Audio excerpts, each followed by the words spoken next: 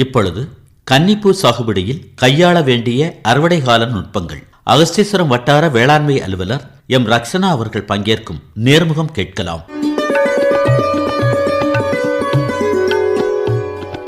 வணக்கம். வணக்கம் சார். கன்னிப்பூ சாகுபடி அப்படிங்கிறது உங்க வட்டாரத்தை பொறுத்த அளவுல எவ்வளவு ஏக்கர்ல பயிராயிருக்கு? சார், நமக்கு அகஸ்தீஸ்வரம் வட்டாரம் பொறுத்தளவுல பாத்தீங்க அப்படின்னா ஒரு 1850 ஹெக்டார் அளவுக்கு வந்துட்டு நமக்கு வந்துட்டு நெல் வந்துட்டு பயிராயிருக்கு. இப்போ பாதி அறுவடை ஆயிட்டு இருக்கு, பாதி வந்துட்டு அறுவடை ஆக போற ஸ்டேஜ்ல இருக்கு நமக்கு. சரி, இந்த கன்னிப்பூல விவசாயிகள் சந்தித்த சவால்கள் அப்படின்னு ஏதாவது உண்டுமா, அல்லது இல்ல சார் இந்த தடவை பரவாயில்ல அப்படிங்கிறீங்களா? இந்த தடவை நமக்கு பெருசா எதுவும் பிரச்சனை இல்ல சார். ஆனா மழை தண்ணி எல்லாமே வந்து கரெக்ட் டைம்ல வந்து சேர்ந்துட்டனால இந்த டைம்ல எந்த பிரச்சனையும் இல்ல. கன்னிப்பூ பொறுத்த அளவுல ரகத்தேர்வு அப்படிங்கிற அடிப்படையில இப்ப கூட என்ன சொல்றாங்க அப்படின்னா 50-21 அப்படிங்கிற மாதிரி எல்லாம் புது ரகத்தை எல்லாம் சொல்றாங்களே, அதெல்லாம் நில அளவுல பரவலாக்கப்பட்டிருக்கா அப்படி? ஆமா சார். இந்த டைம் பாத்தீங்க அப்படின்னா நமக்கு எப்பயுமே AST 16 அதுக்கப்புறம் TPS 5 தான் போடுவோம். இந்த டைம் வந்து புதுசா நாங்க AST 21 வந்து கொண்டு வந்திருக்கோம். அது வந்து இப்போ வந்துட்டு பரவலா இல்ல, ஆனா வந்துட்டு இப்போ வந்து பரிசோதனை அடிப்படையில வந்துட்டு நாங்க சில விவசாயிகள்கிட்ட கொடுத்திருக்கோம். நெல் பெருக்கத்துக்கும் அது வந்துட்டு நாங்க அடுத்து விதை பெருக்கத்துக்காக வந்துட்டு கொடுத்து இப்போ வந்து விதை பெருக்கமும் நடந்துட்டு இருக்கு. அந்த ரகத்தினுடைய சிறப்பு குணங்கள் அப்படின்னா என்ன சொல்றீங்க மற்ற ரகங்கள்ல இருந்து? சார், மத்த ரகங்கள்ல இருந்து நமக்கு வந்துட்டு AST 21 என்ன பெரிய இருக்கும் அப்படின்னா ஈல்டு நல்லா இருக்கும். மகசூல் வந்துட்டு மத்த ரகத்தை விட இது வந்து ஒரு 10% வந்து பாத்தீங்க அப்படின்னா நமக்கு வந்துட்டு மகசூல் வந்து அதிகரிப்பு இருக்கும் இதுல. அது போக வந்துட்டு நெல்லோட வெயிட்டும் வந்துட்டு நமக்கு வந்து அதிகமா இருக்கும். சரி, இந்த ரகம் வந்து ஓரளவுக்கு பரவலாக்கப்படும் போது ஏற்கனவே பயன்படுத்திட்டு இருக்கக்கூடிய ரகம் அதை வந்து கொஞ்சம் குறைக்கிற நிலை ஏற்படும். எந்த ரகத்தை சொல்றீங்க? நமக்கு இதனால வந்து 50-16 கொஞ்சம் குறைய வரும் சார். ஏன்னா 50-16க்கு பதிலாக தான் 50-21 அப்படியே வந்துட்டு பேரளவிலும் அது 50 இருக்கனால அது வந்துட்டு 50-16 குறைச்சு இது கொஞ்சம் மேல வரும். சரி, இப்ப என்ன மாதிரியான ஒரு கருத்து நிலவுது? ஏற்கனவே அறுவடை செய்தவங்க இந்த போகம் பரவாயில்ல அப்படிங்கிற மாதிரி சொல்றாங்களா? இல்ல, இந்த தடவை வந்து கொஞ்சம் மகசூல் எல்லா பக்கத்திலுமே பரவலா சொல்றது வந்து கொஞ்சம் அதிகம் தான் சார். நாங்களுமே பரிசோதனை செய்வோம். பரிசோதனை திடல் எல்லாமே எங்களுக்கு வந்து போன வருஷத்தை விட இந்த வருஷம் ரொம்ப நல்லாவே இருக்கு. நமக்கு வந்து 3/4 மேனியெல்லாம் வந்த காலம்லாம் உண்டு. இந்த தடவை வந்துட்டு 1-1.5 மேனி வந்துட்டு ரொம்ப சுலபமாவே இந்த டைம் வந்துட்டு எடுக்க முடிஞ்சிச்சு. பருவநிலையும் அதுக்கு வந்துட்டு சாதகமா இருந்துச்சு. எந்த ஒரு பூச்சி தாக்குதல் இந்த தடவை இல்லாதனால நமக்கு வந்துட்டு இந்த தடவை வந்து மகசூல் நல்லாவே இருக்கு சார். பூச்சி தாக்குதல் அப்படிங்கறது இந்த தடவை இல்ல அப்படிங்கறத பார்த்தா அப்ப கன்னிப்பூல வந்து சில பூச்சி தாக்குதல் கடந்த கால அனுபவ பிரகாரம் இருந்திருக்கும் போல இருக்க. நமக்கு கடந்த காலத்துல அப்படின்னு பாக்கும்போது உடனே எல்லா இடத்துலயும் இருந்துடாது. நமக்கு வந்து இந்த கிளைமேட் பொறுத்து அதை பொறுத்து நமக்கு வந்துட்டு மாறும். போன வருஷம்னு பாக்கும்போது நமக்கு வந்து கொஞ்சம் நோய் தாக்குதல் இருந்துச்சு. என்ன மாதிரி நோய்கள்? பாக்டீரியா லீஃப் பிளைட்னு சொல்லுவாங்க. அது வந்துட்டு பாத்தீங்கன்னா அந்த இலைக்கருகள் நோய், அந்த இலைக்கருகள் நோய் வந்துட்டு இருந்துச்சு. அதுக்கு வந்துட்டு நம்ம அப்பயே வந்துட்டு நிறைய நிவர்த்திகள்லாம் சொல்லும் போது கொஞ்சம் மகசூல் இழப்பு இருந்தாலும் கொஞ்சம் தாண்டி வந்துருச்சு. இந்த தடவை வந்து நமக்கு எந்த இழப்புமே அந்த மாதிரி ஏற்படல.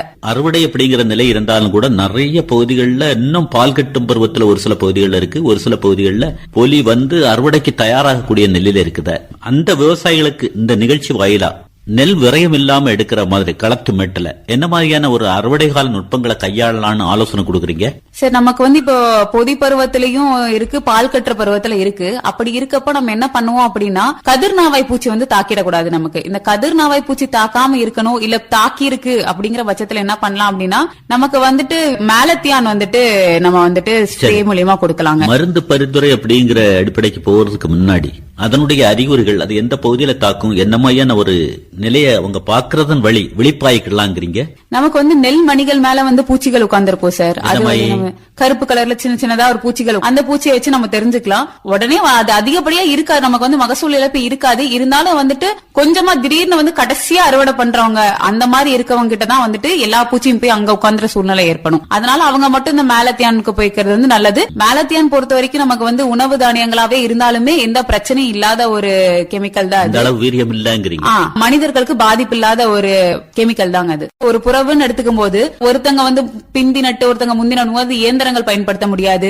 ஒரே அடியா வந்துட்டு இப்போ கெமிக்கல் பயன்படுத்த முடியாது. இல்ல பூச்சி வந்து ஒரு இடத்துல இருந்து இன்னொரு இடத்துக்கு ஈஸியா பரவிடும். பயிர் பருவமும் முடியாமையே இருக்கும். அதனால ஒருங்கிணைந்து எல்லாருமே வந்துட்டு ஒன்னா சீரோஷமா நட்டாங்க அப்படின்னா நமக்கு வந்துட்டு நிறைய பாதிப்புகளை வந்து தடுக்கலாம், லாபகரமாவும் இருக்கும் நமக்கு. சரி, நிகழ்ச்சியை கேட்டிருக்கக்கூடியவங்கள ஒரு சிலர் நினைக்கிறாங்க அந்த உழவர் செயலி எப்படி நான் வந்து பதிவிறக்கம் செய்யறது, அந்த ஒரு வழிகாட்டுதலை இவங்க தெளிவுபடுத்தினா நம்ம இப்ப கொஞ்சம் குறிப்பெடுத்துக்கலாம்னு நினைக்கிறாங்கன்னா ஒன்னு சொல்லுங்க. நமக்கு வந்து உழவர் செயலி பயன்படுத்துறதுக்கு முக்கியமா ஆண்ட்ராய்டு மொபைல் வேணும் சார். கண்டிப்பா வேணும். வேணும். கண்டிப்பா வேணுங்க. அதுல வந்துட்டு கூகுள் பிளே ஸ்டோர் இருக்கும். கூகுள் பிளே ஸ்டோர்ல போட்டு உழவர் ஆப் அப்படின்னு அடிச்சாலே போதும், நமக்கு வந்து அந்த பதிவு வந்துரும். அதை நம்ம டவுன்லோட் பண்ணக்கப்புறம் விவசாயி வந்துட்டு தன்னுடைய மொபைல் நம்பர், அதுக்கப்புறம் அவருடைய பேரு எல்லாத்தையும் போட்டு பதிவு பண்ணிக்கணும். வேற எதுவுமே தேவைப்படாது. அதுல வந்து அவர் எடுத்துக்கக்கூடிய பலன்கள் அப்படின்னு பாத்தீங்க அப்படின்னா, அவரு வட்டாரத்துல, அவரு கிராமத்துல என்னைக்கு வந்துட்டு அதிகாரிகள் வருவாங்க, அது அடுத்தபடியா வந்துட்டு அவருக்கு பக்கத்துல எங்க உரங்கள் இருக்கு, எங்க வந்து விதைகள் இருக்கு, அந்த மாதிரி தொழில்நுட்பங்கள் எல்லாமே தெரிஞ்சுக்கலாம். அது போக ஒரு பருவத்துக்கான அத்தனை தொழில்நுட்பங்களுமே அவர் என்னக்கு பயிரிடுறாரு அப்படிங்கிற தேதியை போட்டா மட்டும் போதும், அவருக்கு எல்லா தொழில்நுட்பங்களும் உழவர் செயலி மூலியமாவே வந்துரும். திடீர் மழை வரக்கூடிய நிலை, அந்த நேரத்துல பயிரை பாதுகாக்கணும், மேல் வெள்ளம் வந்து அடிச்சிடக்கூடாது, பயிர்கள் அழுகி போகக்கூடாது அப்படிங்கிற ரீதியில அறுவடை கால நுட்பமா அந்த பகுதி விவசாயிகள் எப்படி விழிப்பா இருக்கணும்?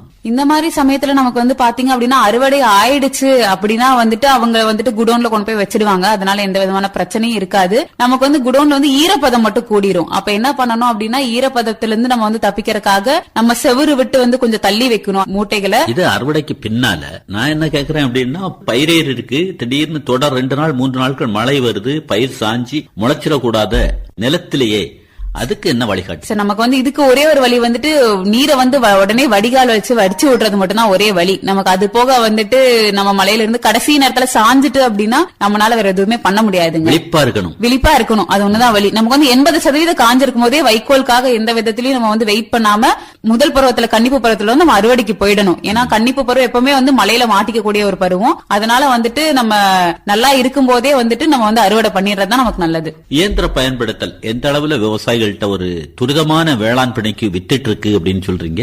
நம்ம குமரி மாவட்டத்தை பத்தி பார்க்கும்போது நம்ம வந்துட்டு அறுவடை காலங்கள்லாம் வந்துட்டு கிட்டத்தட்ட 100% வந்துட்டு அறுப்பு வந்துட்டு நமக்கு வந்து இயந்திரம் மூலியமா போயிடுச்சுன்னு தான் சொல்லுவேன் சார். ஏன்னா இப்போ யாருமே கையறுப்புக்கு போறது கிடையாது, எல்லாருமே இயந்திர அறுப்புக்கு போயிடுறாங்க. அதுல நிறைய பலன்கள் இருக்கனால அவங்க அதுக்கு போய்க்கிறாங்க. இயந்திரத்தை வந்து சுத்தம் பண்ணி பயன்படுத்துறதா வந்துட்டு நமக்கு நல்லது. என்ன பண்ணாலும் நமக்கு வந்துட்டு அந்த கலவன்கள் வந்துட்டு இது வழியா பரவதான் செய்யும். அதனால விவசாயிகள் தனி கவனம் செலுத்தி அந்த மெஷினை வந்துட்டு சுத்தம் பண்ணி அதுக்கப்புறம் பயன்படுத்தணும். இதை கண்டிப்பா நம்ம வந்துட்டு வருஷம் வந்துட்டு இந்த முதல் பருவத்துல வந்துட்டு வால்நெல்னு ஒரு கலவன் வந்துட்டு பரவிட்டு இருக்கு. சோ இது சம்பந்தமா வந்து நாங்க விழிப்புணர்வுகள் ஏற்படுத்தும் போது இந்த இயந்திரம் சுத்தம் செய்யறதே வந்துட்டு நாங்க ரொம்ப அழுத்த திருத்தமா வந்துட்டு விவசாயிகள் பக்கம் வந்து சொல்லிக்கிட்டு இருக்கோம் சார். உணவு தானியம் போகும்போது நமக்கு வந்துட்டு குறைந்தபட்சம் ஒரு 17 இருந்தாதான் வந்துட்டு ஒரு நல்ல லாபம் கிட்டும் நமக்கு. இதை கொண்டு வரதுக்கு வந்து மாவட்டத்துக்கு அது ஒத்து வருமா? கண்டிப்பா சார். இப்ப வந்து பாத்தீங்க அப்படின்னா நமக்கு வந்து கொஞ்சம் வெயில் மோகம் வந்துட்டு அதிகமாவே இருக்கனால நம்ம வந்து ஒரு அரை நாள் காய போட்டா போதும். விவசாயிகள் வந்து உடனடியா வயல்லேயே அறுவடை செய்து அப்படியே டிராக்டர்ல ஏத்தி தனியார் வியாபாரிகள்ட்ட கொடுக்கறதுக்கா பதில் கொஞ்சம் சிரமம் எடுக்கணும்ங்கிறீங்க? ஆமா, கொஞ்சம் சிரமம் எடுத்து கொஞ்சம் நம்ம வந்து காய வச்சு, நம்ம வந்துட்டு ஆள் இல்லாத ரோட்ல கூட கீழே தார்பாலன் போட்டு நான் கொஞ்சம் காய வச்சு ஒரு அரை நாள் காய வச்சு நம்ம வந்து கொடுத்தோம் அப்படின்னா நமக்கு வந்துட்டு நெல்மணிகள் வந்துட்டு பாக்கறதுக்கே வித்தியாசம் தெரியும். அப்படி இருக்கும்போது நமக்கு வந்து அது வந்து அந்த பவுன் கலர்ல அப்படியே மாறி வரும். அப்ப கொடுக்கும்போது நமக்கு வந்துட்டு கொஞ்சம் லாபம் அதிகமாகும். ஆனா இதுவே நமக்கு வந்து நேரடி கொள்முதல் நிலையம் போறப்ப வந்துட்டு நமக்கு வந்துட்டு 25 ரூபாய் சாதா ரகத்துக்கும் 25.45 வந்துட்டு நமக்கு வந்துட்டு சன்ன ரகத்துக்கும் வந்துட்டு நேரடி கொள்முதல் நிலையத்துல கிடைக்குது. சோ விவசாயிகளுக்கு வந்துட்டு 1 கிலோல 4 ரூபாய் அப்படின்னு லாபம் அப்படிங்கும் போது, குறைந்தபட்சம் சொல்றேன் 4 ரூபாய் லாபம் போது நமக்கு வந்துட்டு ஒரு ஏக்கருக்கு யோசிச்சு பாருங்க, 4000 ரூபாயில இருந்து 5000 ரூபாய் 40,000 ரூபாய் வரைக்கும் நமக்கு வந்துட்டு லாபம் கிடைக்க வாய்ப்பு. நெல்லாட்டே அவங்க சந்தைப்படுத்தலுக்கா பதில் அதை வந்து மதிப்பு கூட்டல் வழி செய்யறதன் வழி மதிப்பாய் வாழலாம். அதுல கொஞ்சம் விவசாயிகள் முயற்சி எடுக்கணுங்கிற அடிப்படையில வேளாண் துறை ஏதாவது நடவடிக்கை எடுத்துட்டு வருதா? இப்படி வேளாண் துறை வந்து இதுல வந்து பாத்தீங்க அப்படின்னா நமக்கு வந்துட்டு FPO சொல்லுவோம் சார், அதாவது விவசாய உற்பத்தியாளர் நிறுவனம் அல்ல சங்கம். அது மூலியமா வந்துட்டு 2 விதமா சொல்லலாம். அவங்க வந்து ஒண்ணு சேர்த்தி வந்துட்டு விற்கும் போது அவங்களுக்கு வந்துட்டு லாபம் அதிகரிக்கும். இப்ப வந்து எல்லாமே அறுவடை பண்றாங்க. அதனால என்ன ஆகும்னா நமக்கு வந்துட்டு எப்பயுமே சப்ளை அதிகமாகும் போது கண்டிப்பா வந்துட்டு ரேட்டு குறையதான் செய்யும். ஆனா இவங்க போயிட்டு ஒழுங்குமுறை விற்பனை கூடத்திலயோ இல்ல குடோன் வழியோ சேமிச்சு வச்சு ஒரு மாசத்துக்கு அப்புறம் நெல்லெல்லாம் வெளியே குறைஞ்சக்கு அப்புறம் விற்கும் போது வந்துட்டு நமக்கு வந்துட்டு லாபம் அதிகரிக்கும். கொஞ்சம் கொஞ்சமா வெளியே விடும் போது முன்னாடி இருந்து கடைசி வரைக்குமே வந்து எல்லாருக்குமே வந்து லாபம் அதிகரிக்கதான் செய்யுங்க. சரி, இது நெல்லை பொறுத்தளவுல நான் என்ன கேட்கிறேன் அப்படின்னா, நெல்லை வந்து அரிசியாக்குறது, அரிசியை வந்து மாவாக்குறது, மாவை வந்து பதார்த்தமா உருவாக்குறது, இந்த மாதிரியான நடவடிக்கைகளுக்கு ஊக்கம் கொடுக்கப்படுதா? அப்படி ஊக்கம் கொடுக்கப்படுது சார். நமக்கு வந்துட்டு இந்த விவசாயிகள் உற்பத்தி சங்கத்து மூலியமாவே வந்துட்டு இப்ப வந்துட்டு அவங்கள வந்து நாங்க வந்துட்டு ஒரு திட்டம் மூலியமா வந்துட்டு மெஷின்கள்லாம் வாங்குங்க, மில்லு மாதிரி ரெடி பண்ணுங்க அப்படின்னு சொல்லிட்டு நாங்க வந்து இப்போ பேசி கன்வின்ஸ் பண்ணிட்டு இருக்கோம். அது நமக்கு வந்துட்டு நல்ல விதமா வந்துட்டு நடக்கிற பட்சத்துல வந்துட்டு நம்ம மாவட்டத்துக்குள்ளேயே வந்துட்டு மில்லிங் வரப்போ நமக்கு வந்து விவசாயிகளுக்கு வந்துட்டு இங்க வந்து லாபம் வந்து அதிகரிக்கும். ஏன்னா நம்ம இங்கேயே வந்து நெல்லை வந்துட்டு அரிசியாக்கி கொடுக்க முடியும். நெல் அறுவடைக்கு பின்னால கொஞ்சம் நெல்லை வீட்டுல பாதுகாக்கணும், விதை நெல்லை பாதுகாக்கணும் அப்படின்னு விருப்பப்படுறாங்கன்னா இயற்கை சார்ந்த மருந்துகளை பயன்படுத்துறதன் வழியும் கூட நெல் கெட்டு போகாம பாதுகாக்க வழி இருக்கா? பாதுகாக்க வழி இருக்கு சார். ஃபர்ஸ்ட் விஷயம் நம்ம வந்து காய வச்சு எடுத்து வச்சுக்கணும். ரொம்பவும் காய வைக்க கூடாது. ஓரளவுக்கு இளம் வெயில்ல காட்டி நம்ம வந்துட்டு காய வச்சு எடுத்து வச்சுக்கணும். அதுக்கப்புறமா வந்துட்டு நம்ம மூட்டை பிடிக்கும் போது நம்ம வந்துட்டு இந்த வேப்ப மரத்திற்குரிய இலை, இல்ல புங்க இலை, நொச்சி இலை அதெல்லாம் கொஞ்சம் காய போட்டு அந்த இலைகளை வந்துட்டு நம்ம வந்துட்டு நெல்மணிகளோட சேர்த்தி உள்ளே வச்சு மூட்டை பிடிச்சிட்டோம் அப்படின்னா நமக்கு வந்து பூச்சி தாக்குதல் வந்து ஏற்படாது. அண்ட் அதிகப்படியான ஈரப்பதத்தினால் இருக்கக்கூடிய பூஞ்சான தாக்குதலும் நமக்கு வந்துட்டு ஏற்படாதுங்க. வரப்பில் உளுந்து, வரப்பில் வெண்டை, அந்த மாதிரி எல்லாம் ஒரு பரவலா ஒரு கருத்து தென்படுத, இது நடைமுறையில சாத்தியமா? நமக்கு வந்துட்டு வரப்புல உளுந்து அப்படிங்கறது வந்துட்டு சாத்தியமான ஒரு விஷயம் தான். சின்ன வரப்பு இருந்தா கூட நம்ம வந்துட்டு அது சாத்தியமான ஒரு விஷயம் தான். அதுல நிறைய லாபங்களும் நமக்கு உண்டு. நம்ம வந்து களைகளை வந்து கட்டுப்படுத்தலாம். பூச்சி மேலாண்மைக்கு வந்துட்டு வரப்புல உளுந்து போட்டோம்னா நமக்கு ரொம்ப நல்லது. அது முக்கியமா வந்துட்டு நம்ம வந்து பூச்சி மேலாண்மை தான் சார் முக்கியமா இதை வந்து நம்ம சொல்றோம். பொறிவண்டுகள் வரும். அந்த பொறிவண்டுகள் என்ன பண்ணும் அப்படின்னா நெல்லை தாக்கக்கூடிய பூச்சிகளை வந்துட்டு இந்த பொறிவண்டுகள் சாப்பிட ஆரம்பிக்கும். அதனால நமக்கு வந்து பூச்சி மேலாண்மை வந்துட்டு ரொம்ப சுலபமா இருக்கும்.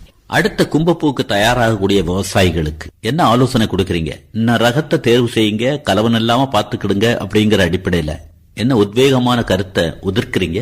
நம்ம வந்துட்டு இப்போ அடுத்த பருவத்துக்கு போகும்போது நமக்கு வந்து இயற்கையாவே நம்ம விவசாயிகள் வந்துட்டு நடவுக்கு போயிருவாங்க. அது ஒரு நல்ல விஷயம். அப்படி நடவு இல்லாம யாரும் வந்துட்டு நேரடி விதைப்பு செய்யற இதுல இருந்தா நம்ம வந்துட்டு நேரடி விதைப்பு செய்யாதீங்கன்னு தான் நான் சொல்லுவேன். ஏன்னா வந்துட்டு வாழ்நெல்கள் வந்து நேரடி விதைப்புல வந்து ரொம்ப அதிகமா இருக்கனால நேரடி விதைப்பு போகக்கூடிய ஐடியா இருந்தா கூட அவங்க வந்து நடவுக்கு போங்க.